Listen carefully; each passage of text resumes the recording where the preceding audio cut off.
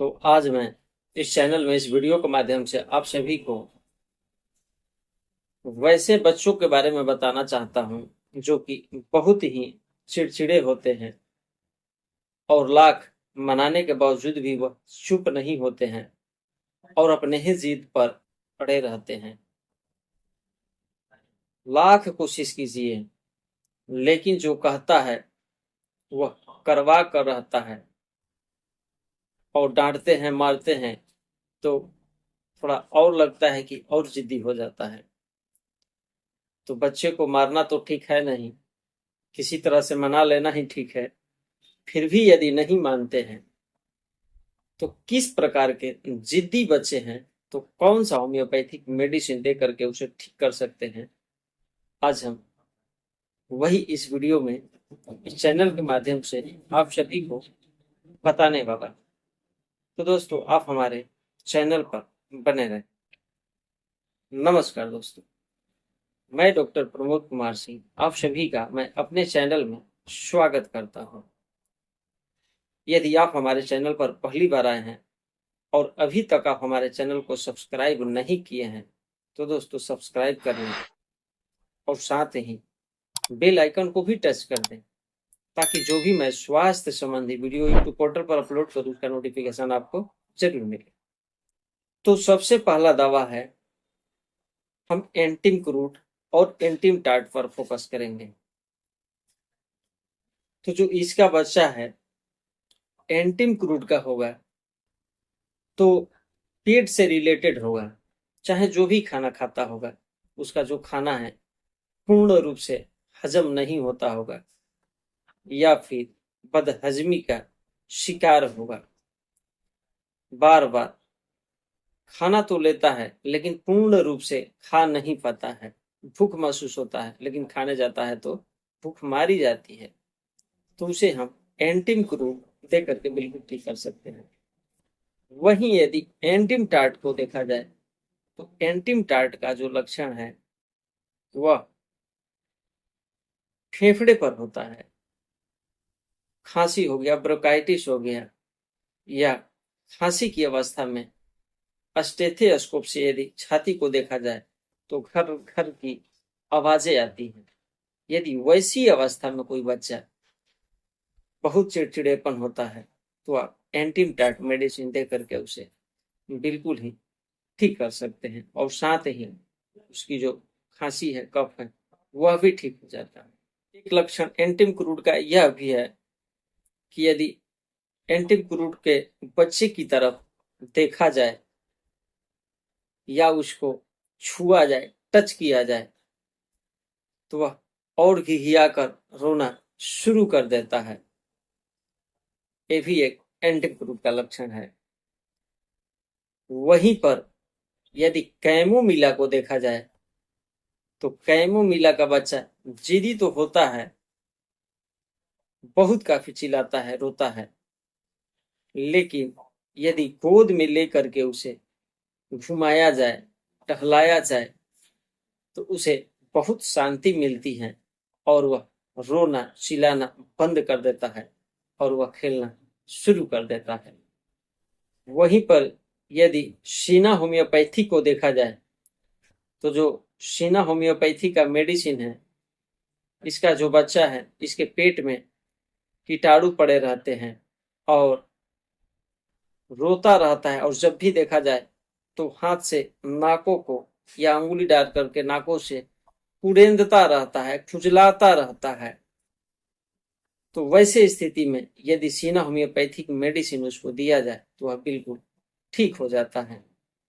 और खास करके जीभ को देखा जाए, सीना का जो बच्चा है यदि जीभ को देखा जाए तो उसका जो जीभ है बिल्कुल साफ सुथरा होता है। वहीं पर यदि एंटिम क्रूड के बच्चे को देखा जाए तो जीभ पर दूध की मोटी लेप सी जमी रहती है। तो यह दोनों में अंतर जरूर देखना चाहिए। यह सीना और एंटिम क्रूड का लक्षण है, जहां एंटिम क्रूड में जीभ पर मोटी उजली लेप जमी रहती है, वही सीना में बिल्कुल जो जीभ है बिल्कुल क्लीन साफ रहता है। दवा देने से पहले इन लक्षणों को ध्यान में रखना बहुत जरूरी है।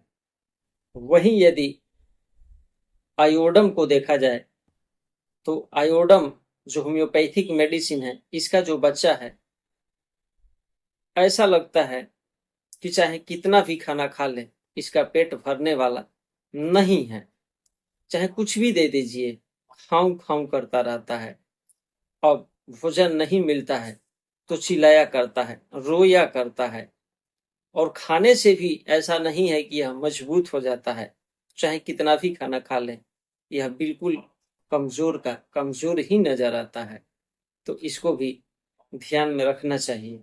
यदि वैसे बच्चे की जिद्दी है, कुछ भी नहीं मानता है, देने पर नहीं मानता है और केवल चिल्लाना जानता है और केवल खाऊं खाऊं करता है, तो वैसे स्थिति में आयोडम होम्योपैथिक मेडिसिन बहुत ही बेस्ट काम करता है। वहीं पर यदि सैनिक्यूला होम्योपैथिक मेडिसिन का जो बच्चा है, यह भी चिड़चिड़ा स्वभाव का होता है, लेकिन इसका स्वभाव यह है कि यदि उसको प्यार से पुचकारा जाए तो वह तुरंत ही मान जाता है और झट दे हंसने लगता है, बोलने लगता है। तो वह प्यार का इजहार चाहता है और जैसे ही उसे प्यार करने वाला मिल जाते हैं, पुचकारने वाले मिल जाते हैं, तो वह बिल्कुल ही उनके साथ में घुल मिल जाता है और हंसने लगता है। यह लक्षण सैनिक्यूला होम्योपैथिक मेडिसिन में है। साथ ही जब वो उसका बच्चा जो है सोता है, तो सोने के बाद उसके गर्दन पर बिल्कुल पसीना आता है। यदि ठंडे की अवस्था हो और ठंडे की मौसम में उस बच्चे को यदि कोई गर्म कपड़ा ओढ़ाया जाए सोते समय, तो वह नहीं ओढ़ता है और लात मार करके उसे बाहर फेंक देता है। तो ये सैनिक्यूला के लक्षण है। वहीं पर यदि साइलेशिया होम्योपैथिक मेडिसिन को देखा जाए तो जो बच्चा है साइलेशिया का, इसका जो बच्चा होता है उसका जो सर है बहुत काफी बड़ा होता है। वहीं पर उसका जो पीठ है वह भी आगे की तरफ निकला हुआ रहता है और देखने में बिल्कुल ही कमजोर सा लगता है और चिड़चिड़ाहट भी उनको बहुत काफी रहता है। तो वैसे स्थिति में यदि साइलेशिया होम्योपैथिक मेडिसिन उसको दिया जाए तो वह बिल्कुल ही ठीक हो जाता है। साथ में यदि इनके और लक्षणों के बारे में जाना जाए तो साइलेशिया का जो बच्चा है, इनके सिर पर बहुत काफी मात्रा में पसीना आता है।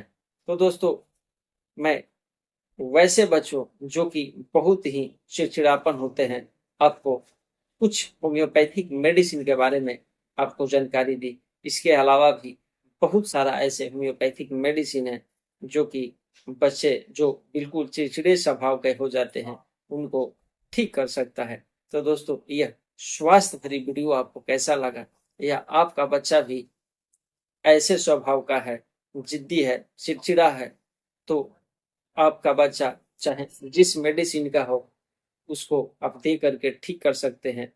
अब डोज की बात कर लिया जाए तो 30 पावर में 1 से 2 बूंद सुबह, दोपहर और शाम को दिया जा सकता है। अब रह गया कि यदि बिल्कुल साल भर का बच्चा है, 2 साल का बच्चा है, तो जो एल्कोहल की मात्रा है, डाइल्यूशन की मात्रा है, 2 बूंद लेने के बाद में अगर कड़वा लगता है तो वह चिल्लाने लगता है, रोने लगता है, तो उसको होम्योपैथी की जो मीठी गोली आती है 30 नंबर की, 1 या 2 गोली सुबह, दोपहर, शाम देते हैं, तो बिल्कुल ही वह बच्चा आपकी तरह खुश रहता है और आपसे मिलजुल करके रहता है और चिड़चिड़े स्वभाव से बाहर आ जाता है और चिड़चिड़ेपन का शिकार नहीं होता है। तो दोस्तों, यदि आपका कोई सवाल हो तो हमें कमेंट बॉक्स के माध्यम से जरूर पूछना, मैं भी उसका जवाब अवश्य ही दूंगा। तो ऐसे ही स्वास्थ्य भरी वीडियो के साथ हम आपसे फिर मिलेंगे, तब तक के लिए धन्यवाद।